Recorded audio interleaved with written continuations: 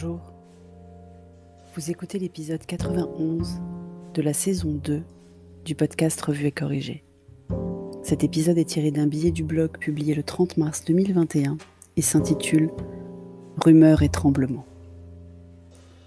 Bon, on s'est bien marré quelques jours avec cet énorme bateau coincé, les toutes petites pelleteuses envoyées à sa rescousse pour le dégager, les mèmes sur Twitter avec des ballons à l'hélium pour le soulever. Mais est-ce que c'est si drôle ? L'effet papillon est de pire en pire. Un bateau est pris dans une tempête au mauvais endroit et la pénurie de PQ, tant redoutée il y a un an, pointe son nez. Le pétrole augmente puisqu'on va en avoir plus besoin pour faire faire aux autres bateaux, enfin ceux pas coincés parce qu'il y en aurait près de 400 bateaux en galère en amont ou en aval de celui coincé, pour faire faire aux autres bateaux près de 9000 km de détour pour éviter le canal de Suez. Le bon double effet qui se coule, les élèves qui vont devoir apprendre son histoire au canal sauront enfin de quoi on parle, ou à minima s'y intéresseront. Trop de mèmes ou de vidéos TikTok ont circulé.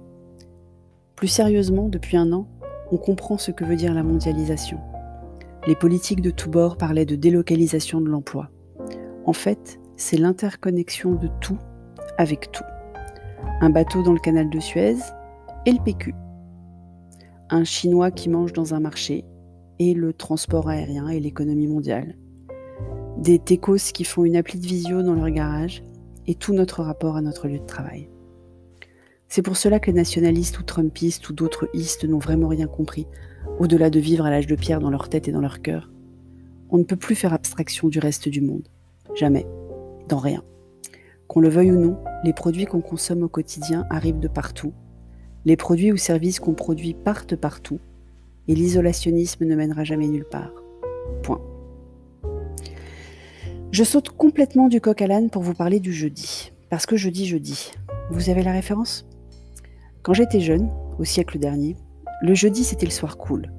En école d'ingénieur, c'était le soir des soirées cafettes et autres réjouissances estudiantines du quartier latin.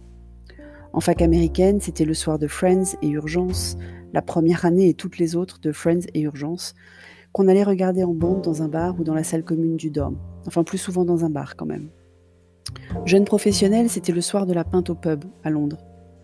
Le jeudi, c'était le jour où tout était permis parce que même s'il y avait école ou travail le lendemain, on pouvait être un peu fatigué parce qu'il ne restait plus qu'une journée, justement.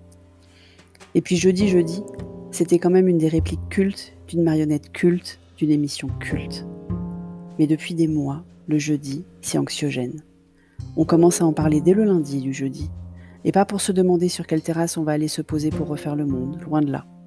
Pour essayer de deviner quel journaliste a la bonne fuite, quelle source est la plus fiable, à quel changement nous allons encore devoir faire face et nous adapter.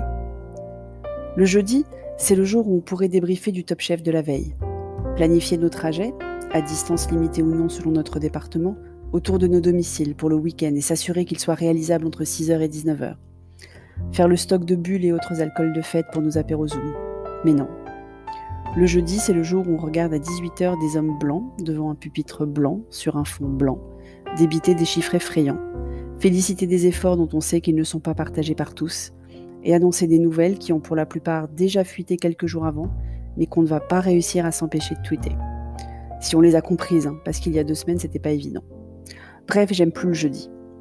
Alors si jeudi à 18h tu as envie de faire autre chose que regarder Véran et Salomon, tu peux à la place cliquer sur le lien dans les notes d'épisode et voter pour Revue et Corrigée dans les catégories qui te plaisent aux Awards de Podcastéo.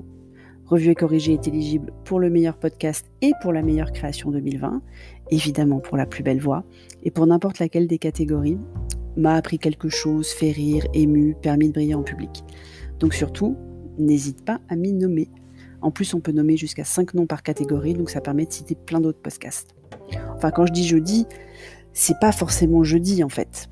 Vous avez jusqu'à samedi soir 23h59, donc n'attendez pas trop quand même. Merci de m'avoir écouté. Si vous appréciez ce podcast, vous pouvez me remercier sur Buy Me a Coffee, le lien est dans les notes de bas d'épisode. Vous pouvez voter pour Revue et Corrigée aux Awards de Podcastéo, le lien est dans les notes d'épisode. Sur Apple, merci de laisser un commentaire avec vos 5 étoiles, c'est très important les commentaires. Et sur toutes les plateformes de balado-diffusion, abonnez-vous et partagez. À bientôt.